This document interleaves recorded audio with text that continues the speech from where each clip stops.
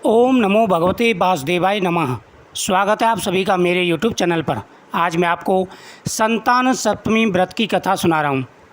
एक बार भगवान श्री कृष्ण ने युधिष्ठिर को बताया कि किसी समय मथुरा में लोमस ऋषि आए थे। मेरे माता पिता देवकी तथा वसुदेव ने भक्तिपूर्वक उनकी सेवा की तो ऋषि ने उन्हें कंस द्वारा मारे गए पुत्रों के शोक से उबारने के लिए आदेश दिया। हे देवकी, कंस ने तुम्हारे कई पुत्रों को पैदा होते ही मारकर तुम्हें पुत्र सुख दिया है। इस दुख से मुक्त होने के लिए तुम संतान सप्तमी का व्रत करो। राजा नहुष की रानी चंद्रमुखी ने भी यह व्रत किया था, तब उनके भी पुत्र नहीं मरे। यह व्रत तुम्हें भी पुत्र शोक से मुक्त करेगा। देवकी ने पूछा, हे देव, मुझे व्रत का पूरा विधि विधान बताने की कृपा करें ताकि मैं विधि पूर्वक व्रत संपन्न कर सकूं। लोमस ऋषि उन्होंने व्रत का पूजन विधान बताकर व्रत कथा भी बताई। नाहुष अयोध्यापुरी का प्रतापी राजा था। उसकी पत्नी का नाम चंद्रमुखी था। उसके राज्य में ही विष्णुदत्त नामक एक ब्राह्मण रहता था। उसकी पत्नी का नाम रूपवती था। रानी चंद्रमुखी तथा रूपवती में परस्पर घनिष्ठ प्रेम था। एक दिन वे दोनों सरयू में स्नान करने गईं। वहाँ अन्य स्त्रियां भी स्नान कर रही थीं। उन स्त्रियों ने वहीं पार्वती शिव की प्रतिमा बनाकर विधि पूर्वक उनका पूजन किया। तब रानी चंद्रमुखी तथा रूपवती ने उन स्त्रियों से पूजन का नाम तथा विधि पूछी। उन स्त्रियों में से एक ने बताया, हमने पार्वती सहित शिव जी की पूजा की है। भगवान शिव का डोरा बांधकर हमने संकल्प किया है कि जब तक जीवित रहेंगी तब तक यह व्रत करती रहेंगी। यह मुक्ताभरण व्रत सुख तथा संतान देने वाला है। इसे संतान सप्तमी व्रत के नाम से जाना जाता है। उस व्रत की बात सुनकर के उन दोनों सखियों ने भी जीवन पर्यंत इस व्रत को करने का संकल्प किया और वह शिवजी के नाम का डोरा बांध लिया, किंतु घर पहुंचने पर वे संकल्प को भूल गईं। फलतः मृत्यु के पश्चात रानी बांदरी तथा ब्राह्मणी मुर्गी की योनि में पैदा हुई। कालांतर में दोनों पशु योनि छोड़कर पुनः मनुष्य योनि में आईं। चंद्रमुखी मथुरा के राजा पृथ्वीनाथ की रानी बनी तथा रूपवती ने फिर एक ब्राह्मण के घर में जन्म लिया। इस जन्म में रानी का नाम ईश्वरी तथा ब्राह्मणी का नाम भूषणा था। भूषणा का विवाह राजपुरोहित अग्निमुखी के साथ हुआ। इस जन्म में भी उन दोनों में बड़ा प्रेम हो गया। व्रत भूलने के कारण ही रानी इस जन्म में भी संतान सुख से वंचित रही। पूर्ण अवस्था में उसने एक गूंगा तथा बहरा पुत्र जन्मा, मगर वह भी 9 वर्ष का होकर के मर गया। भूषणा ने व्रत को याद रखा, इसलिए उसके गर्भ से सुंदर तथा स्वस्थ 8 पुत्रों ने जन्म लिया।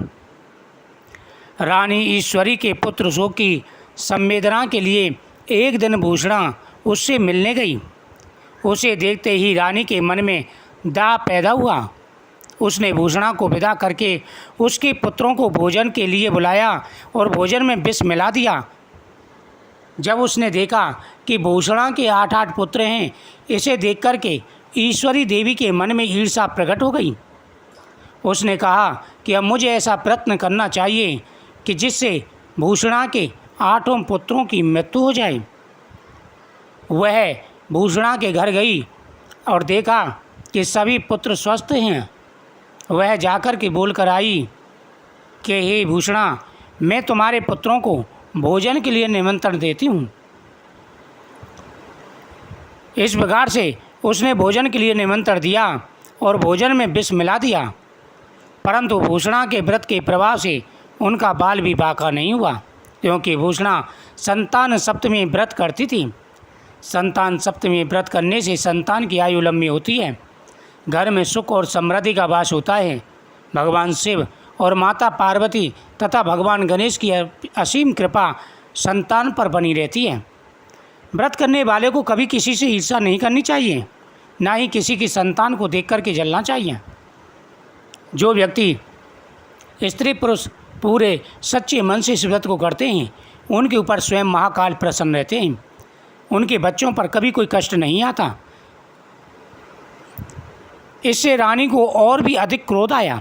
जब रानी ने देखा कि मैंने तो विष मिला दिया है, लेकिन विष खाने के बाद भी भूषणा के संतान को कोई भी असर नहीं हुआ, उसने अपने नौकरों को आज्ञा दी, भूषणा के पुत्रों को पूजा के बहाने जमुना के किनारे ले जाकर गहरे जल में धकेल दिया जाए। किंतु भगवान शिव और माता पार्वती की कृपा से इस बार भी भूषणा के बालक व्रत के प्रभाव से बच गए। परिणामतः रानी ने जल्लादों को बुलाकर आज्ञा दी कि ब्राह्मण बालकों को वध स्तर पर ले जाकर मार डालो। किंतु जल्लादों द्वारा बेहद प्रयास करने पर भी बालक ना मर सके। यह समाचार सुनकर रानी को आश्चर्य हुआ। उसने जाकर के भूषणा से कहा कि हे भूषणा, मुझे क्षमा करना, मैंने ईर्ष्यावश तुम्हारे बच्चों को कई बार मारने की कोशिश की, लेकिन फिर भी तुम्हारे बच्चे नहीं मरे। इसका क्या कारण है? भूषणा बोली, क्या आपको पूर्व जन्म की बात नहीं पता? रानी ने आश्चर्य से कहा, नहीं, मुझे याद नहीं है। तब उसने कहा, सुनो, पूर्व जन्म में तुम राजा नहुस की रानी थी और मैं तुम्हारी सखी। हम दोनों ने एक बार भगवान शिव का डोरा बांधकर संकल्प किया था कि जीवन पर्यंत संतान सप्तमी व्रत किया करेंगी, किंतु दुर्भाग्यवश हम भूल गईं और व्रत की अवहेलना होने के कारण विभिन्न योनियों में जन्म लेती हुई अब फिर मनुष्य योनि को प्राप्त हुई हैं। अब मुझे उस व्रत की याद आई है, इसलिए मैंने व्रत किया। उसके प्रभाव से आप मेरे पुत्रों को चाहकर भी नहीं मार सकी। यह सब सुनकर रानी ने ईश्वरी ने भी विधिपूर्वक संतान सप्तमी का यह मुक्ताभरण व्रत रखा। तब व्रत के प्रभाव से रानी पुनः गर्भवती हुई और एक सुंदर बालक को जन्म दिया। उसी समय से पुत्र प्राप्ति और संतान प्राप्ति के लिए व्रत किया जाता है। यह व्रत पुत्र प्राप्ति, पुत्र रक्षा तथा संतान के लिए होता है। भाद्रपद मास के शुक्ल पक्ष की सप्तमी को यह व्रत किया जाता है। इस व्रत का विधान दोपहर तक रहता है। इस दिन जामवती के साथ श्याम सुंदर तथा उनके बच्चे शाम की पूजा की जाती है। माताएं पार्वती का पूजन करके संतान प्राप्ति के लिए भगवान कृष्ण से भी वरदान मांगती हैं। प्रातः स्नान आदि से निमृत होकर स्वस्थ वस्त्र पहने, दोपहर को चौक पूरकर चंदन, अक्षत, धूप, दीप, नैवेद्य, सुपारी तथा नारियल आदि से शिव पार्वती की पूजा करें। इस दिन नैवेद्य भोग के लिए खीर, पूरी तथा गुड़ के पुए बनाएं। रक्षा के लिए शिवजी को डोरा अर्पित करें। इस डोरे को शिवजी के वरदान के रूप में लेकर के उसे धारण किया जाता है। धारण करने के बाद में संतान सप्तमी व्रत की कथा सुनी जाती है।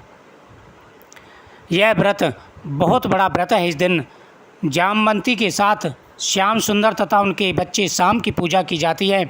माताएं पार्वती का पूजन करके संतान प्राप्ति तथा अभय प्राप्ति का वरदान मांगती हैं। इस व्रत को मुक्ताभरण भी कहते हैं। यह व्रत बहुत बड़ा व्रत है। आप सभी जिस प्रकार से कथा में बताया गया है उसी प्रकार से व्रत रखें, आपकी मनोकामना अवश्य पूरी होगी। पूरे नियम के साथ में यह व्रत रखा जाए तो इस व्रत का प्रभाव बहुत ही ज़्यादा है। मुझे उम्मीद है आपको यह कथा बहुत ही सुंदर लगी होगी। वीडियो को ज़्यादा से ज़्यादा शेयर करें, चैनल को सब्सक्राइब करें, कमेंट में ओम नमः शिवाय ज़रूर लिखें।